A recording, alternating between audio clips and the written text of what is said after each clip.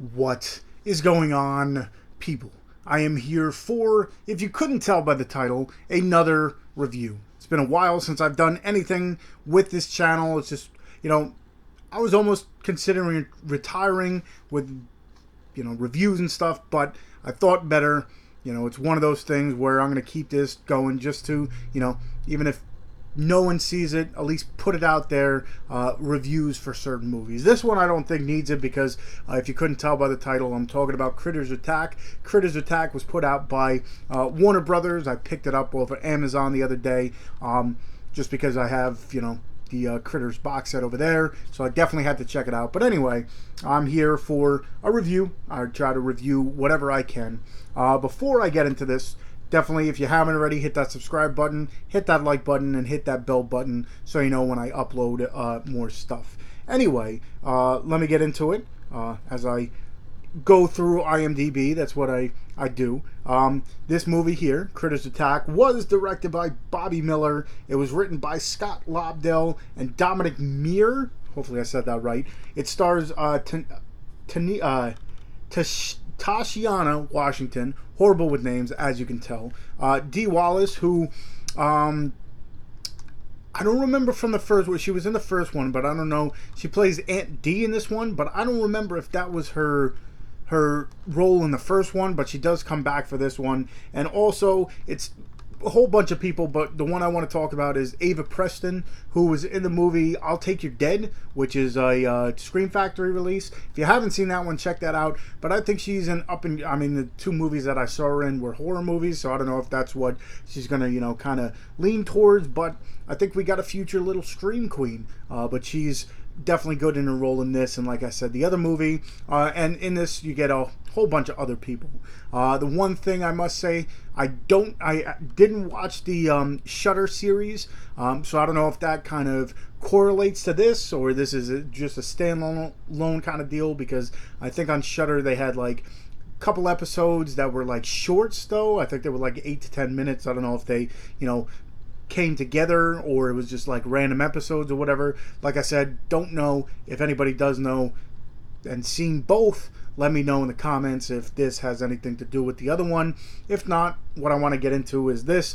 I'm not gonna really go into depth with the whole story, because to tell you the truth, it's your average Critters movie, which isn't a knock or anything, because if you like Critters, you're definitely going to like this. The original series, it was your 80s creature feature kind of deal, and it was just, entertainment. Not, I wouldn't write home, I wouldn't say any of the movies deserve, an Emmy Award or anything like that, but, it's definitely one where it didn't take itself seriously, especially the last couple, where it became more of a, horror comedy. Like the first two were a little bit darker and stuff, but then towards the end it kind of became like funny and such.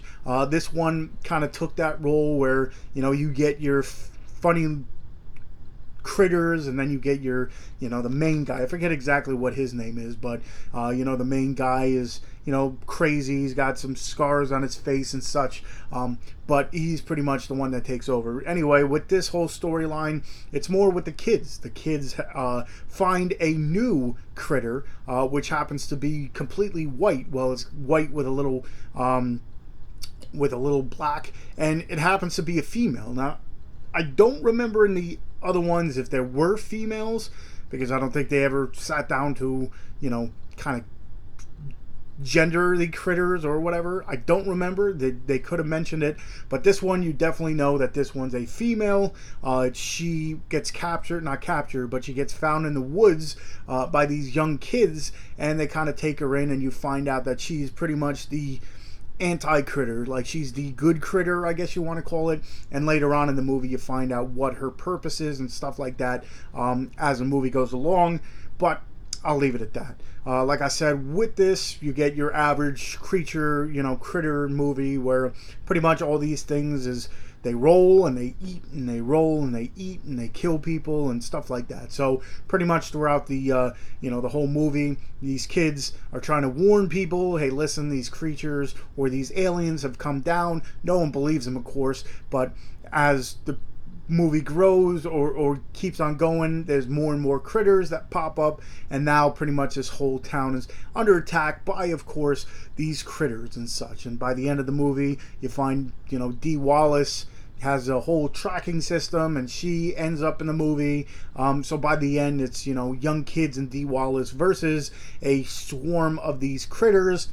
But on their side, they have the female critter. So I'll leave it at that because, like I said, it's pretty much a Critters movie. I've seen a lot of, negative comments and such when I bought it.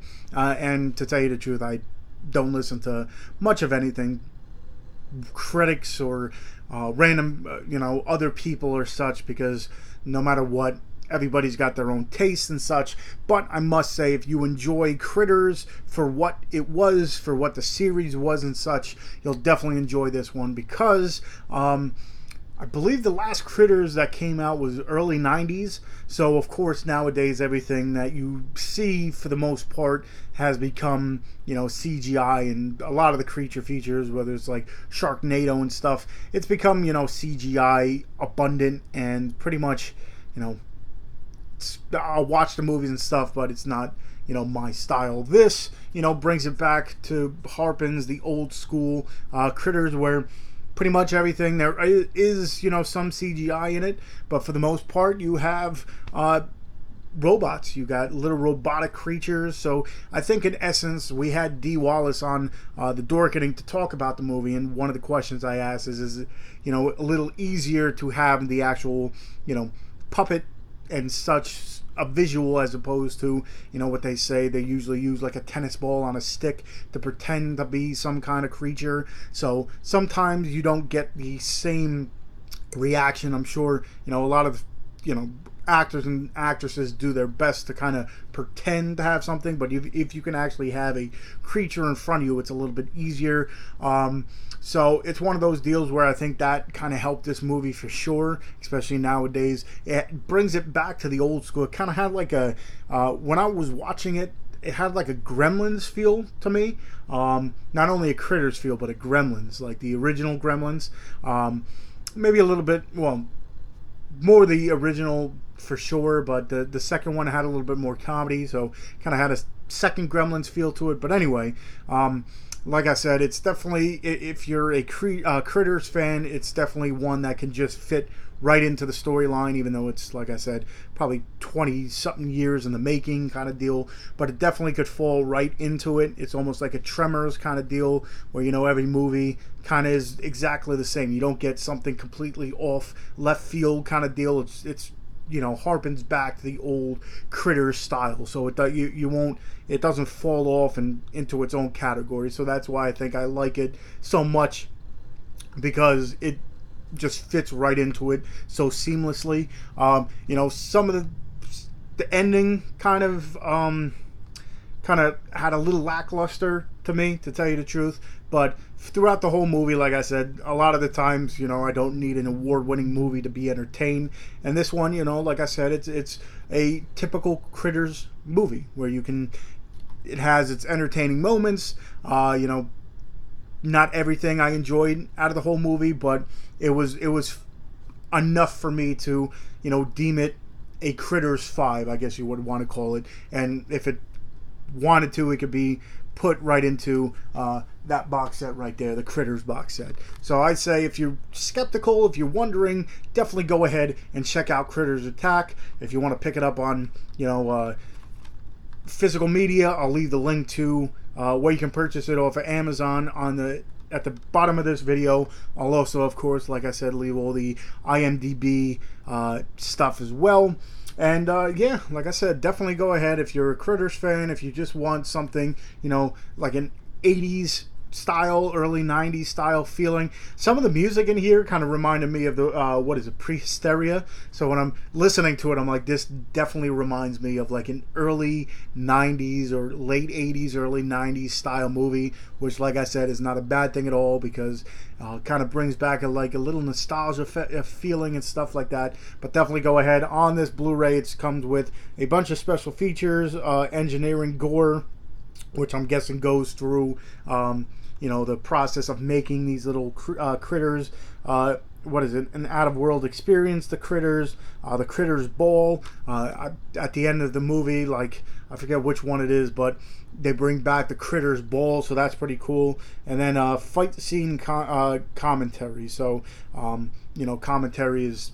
Some people love commentary. I'm on the fence. Sometimes I'm getting more into it. I never really cared about the commentary, but the more I talk it on podcasts and stuff like that, it's interesting to hear what goes on throughout the whole thing. So commentary is definitely good. So on the physical copy, you get a whole bunch of special features. So like I said, I'll leave the link for it in the description. Go ahead, check it out for sure. Again, if you enjoyed this and you haven't already, hit that subscribe button, hit that like button, and of course, like I said, hit that little bell button for when I do upload all my other stuff. So after, definitely check the description under the video for everything I talk about, as well as all my other social media outlets. And I'm also, like I said, part of Dorkening, where we talked to Dee Wallace last Tuesday. We talked to her. Today being Wednesday, yesterday we talked to Gabrielle Stone, and next Tuesday we actually have David Howard Thornton, who plays Art the Clown in Terrifier. We will have him on to talk Terrifier and probably Terrifier 2 and such. So if you're interested, definitely check out the Dorkening. And yeah, I guess until next time, I'll see you guys.